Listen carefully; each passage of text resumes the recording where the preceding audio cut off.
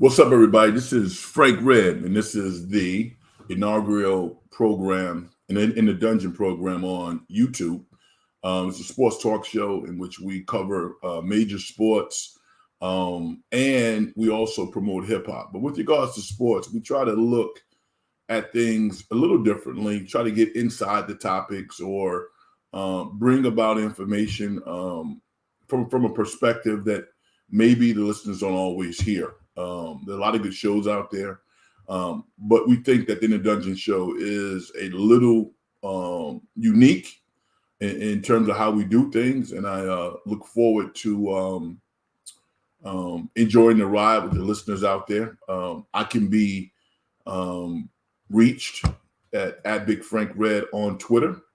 I want to thank all my Twitter listeners out there and folks that I have followed for over the past couple of years. We have some really engaging conversations around sports, music, and every now and then there's some random topics out there that have nothing to do with sports or hip hop music that pique our interest. And I want you to feel free to be able to offer those on the program as well. Okay, I have a lot of topics to talk about with regards to sports, and we might as well get to it. The number one topic that everybody's talking about now is the Draymond Green, Jordan Poole altercation. I wouldn't call it a fight. I wouldn't even call it a heated disagreement. It was interesting listening to the Golden State Warriors front office staff talk about the incident between Draymond and Jordan Poole before the tape was leaked to TMZ. And everybody was like, oh, okay. So this is just kind of a dust up that happens in practice. I'm an athlete. I'm sure many of you are athletes or you've been in situations in your workplace with your friends where you have a disagreement and things get a little heated and all of a sudden things calm down. That was the sense that we got listening to the Warriors talk about what had transpired between Draymond and Jordan Poole. And then we saw the tape that was leaked to TMZ, and we were like, remember back in the day on Sesame Street, some of these things don't belong together? A real mild-mannered altercation versus what we saw on the tape are like galaxies apart. And to that extent, I think it was really shocking to the brain what we saw. And a couple of days later, Draymond Green has come out, and I think he was contrite. I think that he really understands the ramifications of the punch, what could have happened physically to Jordan, and what emotionally has happened, not only to Jordan, but I'm sure his family and friends of his and just kind of like people that want to be wise guys. There's some wise guys out there that would take that information and use it in a way that's not positive and probably very, very hurtful. So on Twitter, I've seen a lot of different perspectives on what, in terms of what people say. That wasn't a punch, and Draymond didn't do anything wrong, and there's a lot of stuff out there. So I'm interested in getting your intelligent perspectives on this particular topic. If you want to, feel free to join the program and do that. So we're going to talk about that issue. We will come back to that. Another issue related to basketball, there's more of a feel-good story, is the Victor Wembanyama mania, if you will, the 19-year-old wonder kid out of France that just wowed the basketball world a couple of days ago when he played in Vegas, scoring 37 points against G League Ignite, another kind of like NBA farm team, if you will. They might not like that description, but that's kind of what it is. It's a team that preps young, talented basketball players for the next level, which is the NBA. So this kid is the real deal. I feel stupid right now because I had a conversation with a good friend of mine talking about Victor, and he was like, he shot 7 3-pointers. And I was like, what is a 7'4" guy doing shooting 3-pointers, then he's not inside. Kind of an old school mentality. Now, I had not seen the guy play.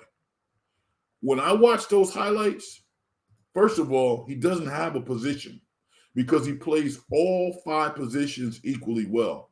This is the next level prospect that we envision that we might see in our lifetime. Whether or not he'll reach his full potential, we don't know. Injuries happen. Life happens. We don't have any idea of what this young man's legacy will be. But the excitement around him is off the chain. And I know a lot of basketball fans out there want to talk about it. I'm excited about basketball in general, and I don't want to lose the WNBA moment also. So if you got some fans out there of the WNBA that want to talk about what was a historic season for women's basketball, I'm down for that also because I have a lot of players that I admire and I love to watch play. Sabrina Ionescu is one of them. Aja Wilson. There's so many. So feel free to chime in. Don't think that you're left out if you want to talk about the WNBA or some other forms of basketball. We also want to talk about the NFL. The NFL is in full swing right now. San Francisco 49ers, I think, are settled in with Jimmy Garoppolo. Even his haters have to admit that the guy has basically come in and saved the day for the 49ers. When Trey Lance was injured for the season, after everybody has said, get rid of Jimmy G, and all of a sudden Lance gets hurt and you have Jimmy G there to kind of pick things up. I mean, you got to feel good that you have this guy playing quarterback. No, he's not Joe Montana. He's not Steve Young, but he is an above average NFL quarterback. The 49ers are 2-2. They play the Carolina Panthers on the road, who are 1-3. Baker Mayfield has struggled his first 4 games, but this is if ever there was a trap game, this is the trap game. And I'm sure Kyle Shanahan and all of the coaches, all the veteran players are saying, you know what? We are not going to be the team that succumbs to the, quote, trap game. And I checked it out. Jimmy Garoppolo actually has a 24-9 road record. So he's played well at home. He's played well on the road. Maybe he hasn't always played well in the most important moments of the 49ers season, but I feel good about their chance against the Carolina Panthers. I want to talk about that game. Feel free. To me, it should be a run-oriented game plan. Don't put Jimmy G in situations where he can hurt himself and certainly hurt the team. Okay? We're going to talk about that. Feel free. One of the major disappointments, I would say, in the NFL this year are the Las Vegas Raiders. I have a problem even saying Las Vegas Raiders. I think I just call them the Raiders. I mean, beautiful stadium, sellout crowds, a lot of fun in Vegas. I get it. But the fact that they left Oakland, it kind of hurts me a little bit. And they're 1-3. They could very easily be 3-1 or 4, and probably not 4-0, but definitely 3-1. But they've been a major disappointment this year. Derek Carr, I mean, you look at his stats, and sometimes when you look at a player's stats in a particular sport, the stats don't speak to how well a person is playing. In the case of Derek Carr, a lot of times his stats look actually better than his overall effectiveness. Now, he's not a scrub. He's not a bad player. He has an extension, has an 83 QBR, 6 touchdowns and 4 picks, but he's not playing at the level that I think Raider fans would say, okay, this is the guy who's going to lead us to the Super Bowl. Not yet, anyway. I wish him well, but hasn't shown it thus yet. They take on the KC Chiefs on Monday night, who are 3-1. Patrick Mahomes and his boys. That's going to be a tough battle. The Raiders have beaten KC on the road as recently as last year. So you want to talk about the Raiders, feel free. Dante Adams, their star wide receiver who signed from Green Bay, college teammate of Derek Carr. Dante's been okay, above average. He has not been spectacular. Nobody on the team has been spectacular, with the exception of Josh Jacobs. They didn't extend him either, the running back. He has a 4.8 yards per carry average, and he's playing good football. Darren Waller, the tight end, he's been okay, but he's had some crucial drops also. And he's not playing up to his full potential. And the big defensive acquisition this year, Chandler Jones, as talented as he is, he doesn't have a sack this year. So something to think about with regards to the Raiders. You want to chime in, feel free. You can hit me up on Twitter if you want, at Big Frankred, or you can leave your comments on this particular program also. Dallas Cowboys 3-1, singing the praises of Cooper Rush, the backup quarterback of Dak Prescott. Has played very, very well. Has a QBR of 97. They take on the LA Rams, a team that's 2-2. Maybe has a bit of a Super Bowl lag. They won a Super Bowl last year. That hurts a lot of teams. But they got to shake that hangover. I mean, they're 2-2. They got thoroughly embarrassed by the 49ers last week. They're playing Dallas at home. They need this win. If Dallas goes to 4-1, I think people are going to look at the Cowboys in a different light. And those corny conversations around a quarterback battle between Dak and Cooper won't seem as strange. Now, Dak's the guy, but if this guy's on a hot streak, it's kind of like baseball. When you get somebody in there and they're on a run, you don't take him out. You just let him kind of do what he does, and then let him simmer down and bring the guy back once he loses. So, Cooper has a big game today against the Rams, and we'll see how he does. Personally, I'm a Mike Tomlin fan. Pittsburgh Steelers are 1-3. They take on Buffalo. Kenny Pickett, the star first-round pick, rookie quarterback, gets his first start. I just want to see these guys compete. That's all. I want to see Pittsburgh compete on defense and offense. The stellar Pittsburgh defense has looked nothing like we expect them to see. And if they show up defensively, as good as Buffalo is, I think Pittsburgh will be competitive and maybe be in a position to steal a win.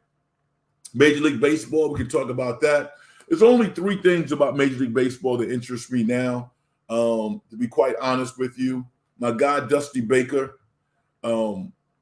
Dusty Baker, former player with the LA Dodgers, World Series winner as a player. Dusty's my guy, all right? Dusty's won over 2,000 games, has taken two teams to World Series, Houston Astros in 2021. He also took the Giants, as you guys remember. Sorry, Giant fans, in 2002. But he's won 8 division titles with 5 different teams. He's been manager of the year 3 times. He's going to be in the Hall of Fame. Now, knowing Dusty wants to go into the Hall of Fame with a World Series title. And I can remember back when the 76ers won their championship, when Dr. J was a member of that team, and Moses Malone and Mo Cheeks and all those guys. I literally stood up in my living room and clapped because I was I had some information about Doc, and Dr. J was this cultural hero. I think Dusty Baker is that guy as well. And to see him cement his career with a World Series win this year, that'd be great for me. At the same time, wouldn't be disappointed the Yankees won. They haven't won a World Series since 2009, which seems like a very, very strange statement when you consider all the resources and the prestige surrounding this team. Aaron Judge has had a historical year, 62 home runs, breaking Roger Maris's record.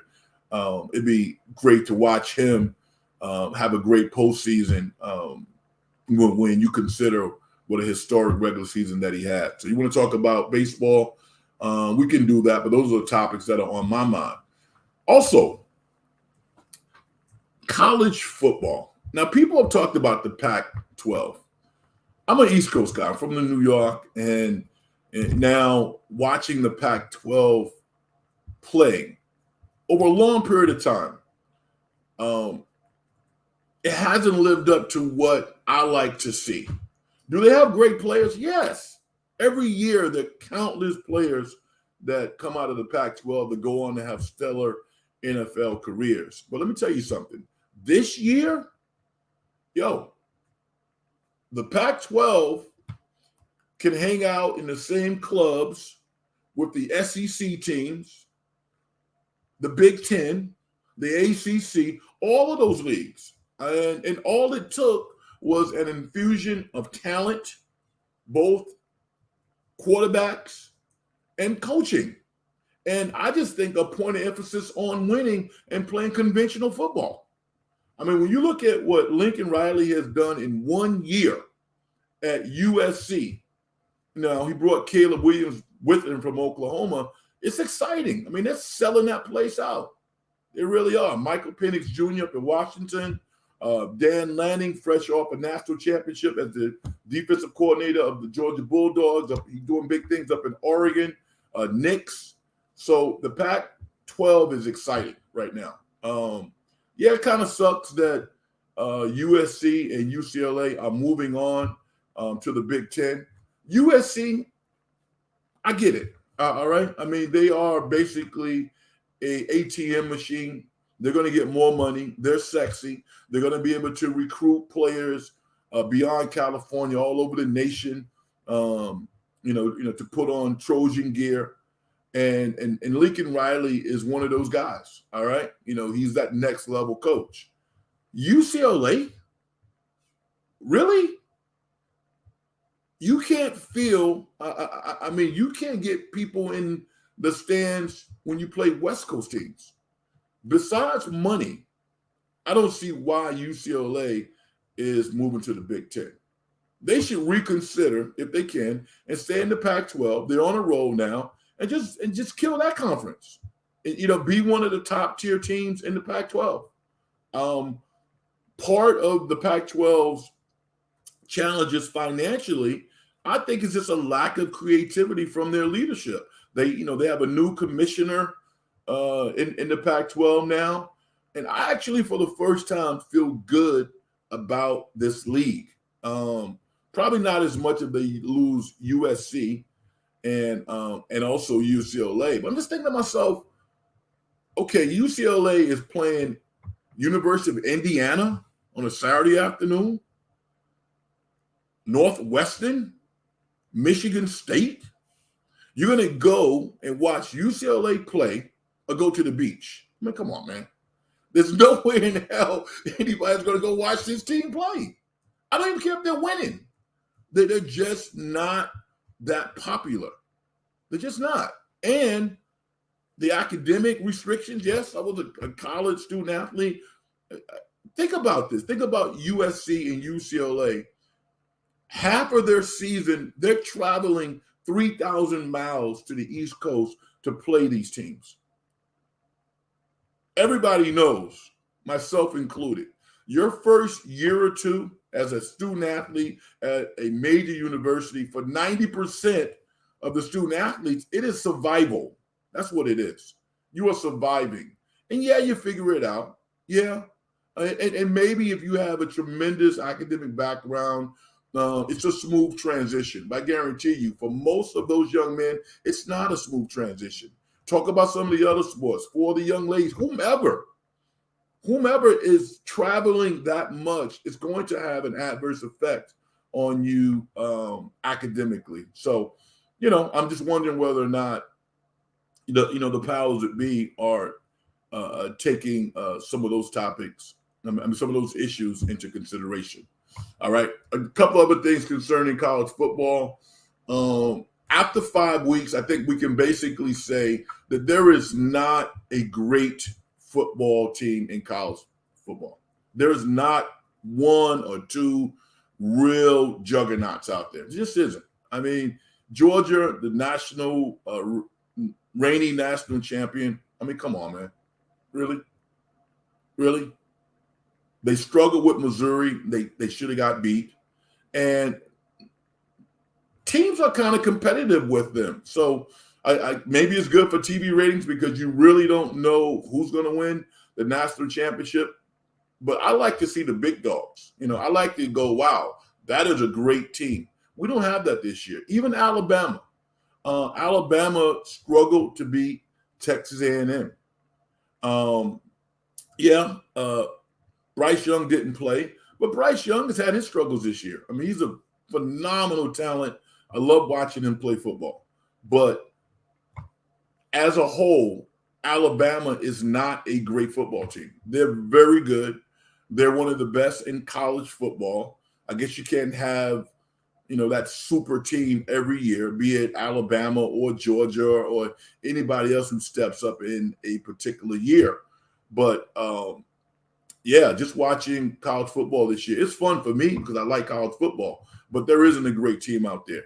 It's good to see Marcus Freeman, the first-year head coach at Notre Dame, kind of right the ship, There was a lot of fanfare around his hiring, had a great backstory.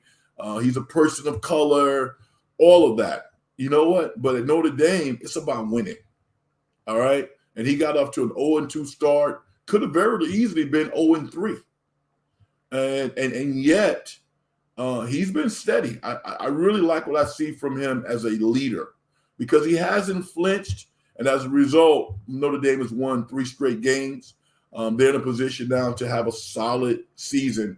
And I think part of that is Marcus Freeman's leadership as the head coach. All right. A couple of last takes on college football. I vehemently disagree with universities firing their coaches in the middle of the season. I mean, really? Come on, man. Rarely does it lead to success in that particular season.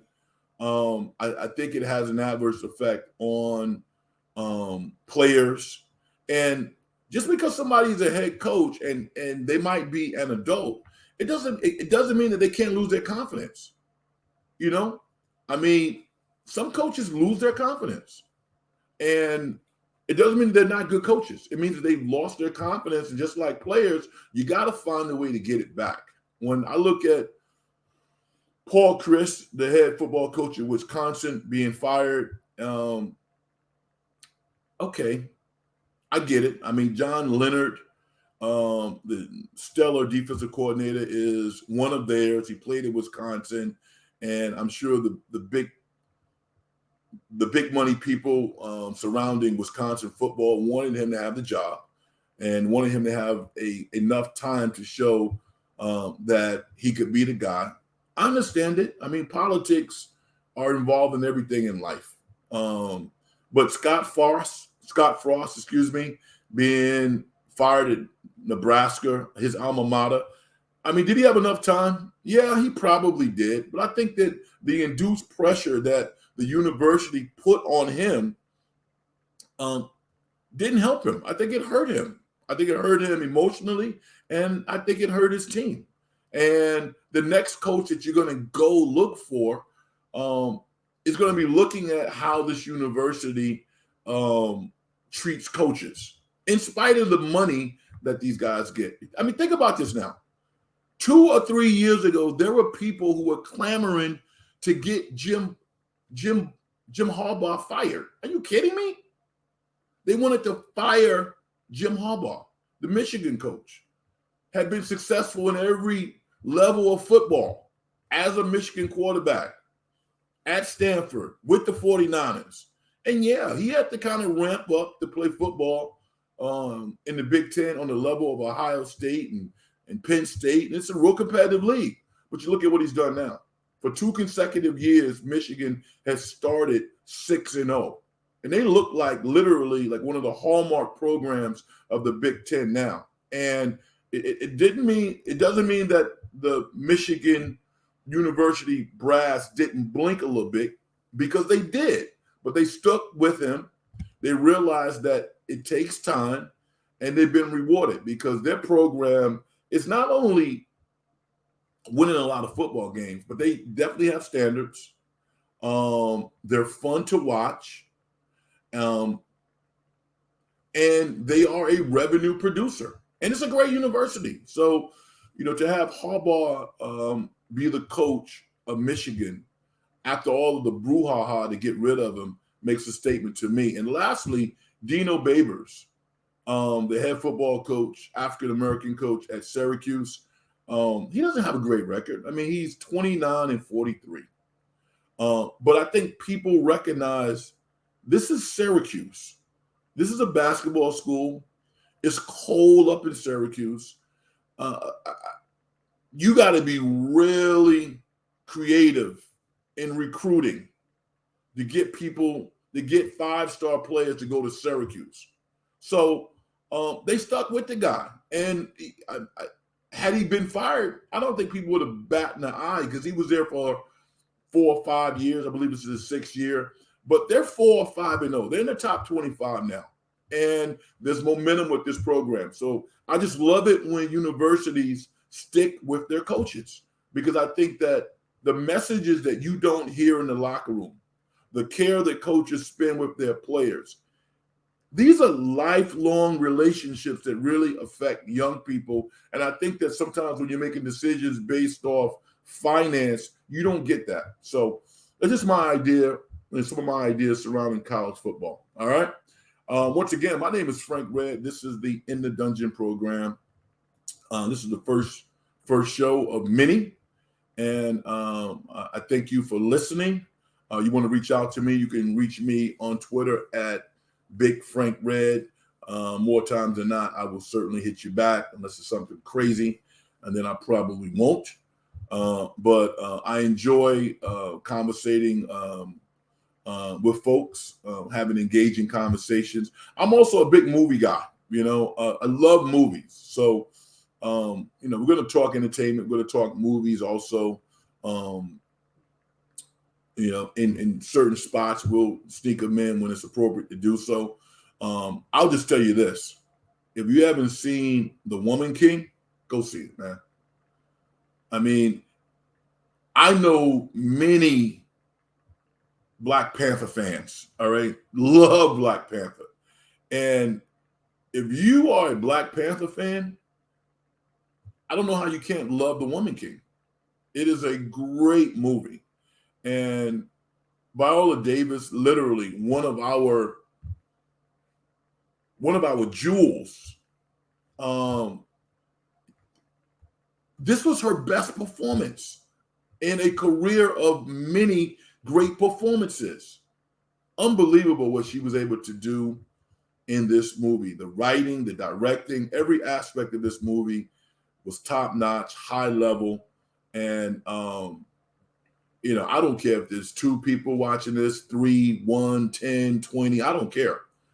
If I feel that if I can encourage one person to go watch this movie that has not seen it yet, I would feel like I've actually done something. All right. So we're going to break down. But before I go, I'm going to do my little deal. I'm going to thank you for listening to the program. But I want to say this to you. Success in getting paid is a manifestation of the whole process. If you as an individual don't do things to help other people make their lives better, as far as I'm concerned, you haven't done nothing. I don't quite know the schedule of when we're going to be doing the Dungeon show online, but be on the lookout for it. Subscribe to the channel. It definitely will help. The more listeners, the more subscribers that we have, the algorithm will work to the extent that more people will find out about the program. I'll be active on Twitter promoting when there will be future shows, but I'm excited about this. This is something that I really enjoy doing, engaging with listeners. It's also something that I have a lot of fun with. I don't know everything, so I'm really interested in hearing your perspectives on some of the topics that I raise. And again, if you have other things that you want to talk about in the world of sports and just in life in general that you think is topical, don't hesitate to reach out to me. All right. With that said, we're going to break down. I want to thank you once again for checking out the In the Dungeon program on YouTube. I'm Frankred. Peace.